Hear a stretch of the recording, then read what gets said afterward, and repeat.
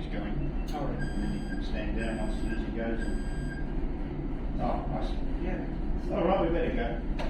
Just coming for a walk.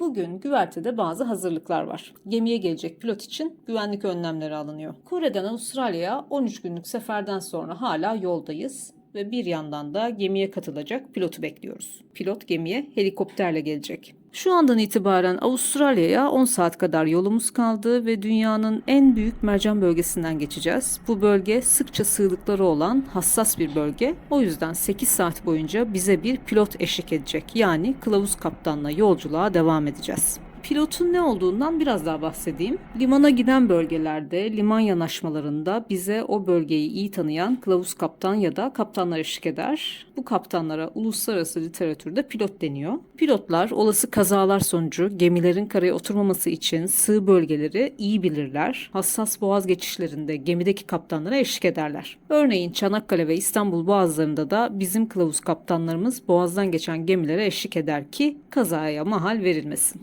Boğazlarımız akıntının yoğun olduğu bölgelerdir ve kılavuz kaptanlarımız hangi yolu izlemeleri gerektiğini bilirler. Kısaca gemilere sık sık pilot alınır. Cümle içinde kullanıyorum. Pilotu ne zaman alıyoruz? Pilot kaçta iniyor? Pilot gemide gibi. Normalde pilot gemiye bir botla katılır. Avustralya'nın bazı limanlarında ve çok uzun pilotaj bölgelerinde pilotlar botlarla değil helikopterlerle gemiye katılıyorlar. Helikopter pistimiz de geminin ambar kapaklarının üzerinde, yani helikopter direkt geminin üstüne konacak.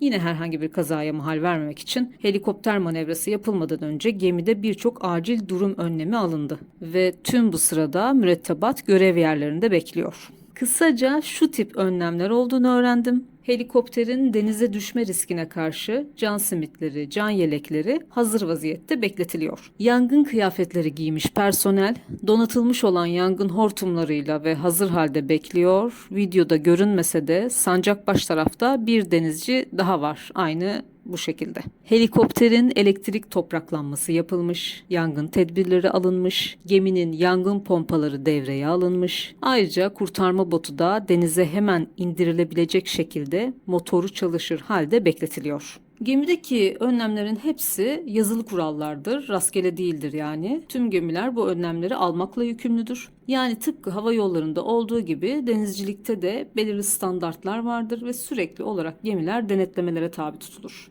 Videoda görünen Avustralyalı pilotumuzla 8 saat kadar yolculuk yapacağız. Helikopter için gemide yol kesildi, yani hızımız düşürüldü ama hiç durmadık. Biz hareket halindeyken helikopter gemiye indi. Biz pilotu almadan önce Papua Yeni Gine açıklarında bahsettiğim mercan resiflerinin ve küçük adaların olduğu bir bölgeden geçtik. Buralarda kayıt alamadım çünkü mercan resifleri deniz yüzeyinde sadece renk değişimleri olarak görülüyor. Gemiden çekilen fotoğraflarda pek de belli olmuyor açıkçası. O yüzden ben de buraya başkalarının çektiği internetten fotoğraflar ekledim. Papua Yeni Gine açıklarındaki Jomart Adası oldukça ilginç. Bu adada yıllar önce karaya oturmuş bir gemi cesedi var. Kaza sonucu bir yük gemisi karaya oturmuş ve kurtarılamamış.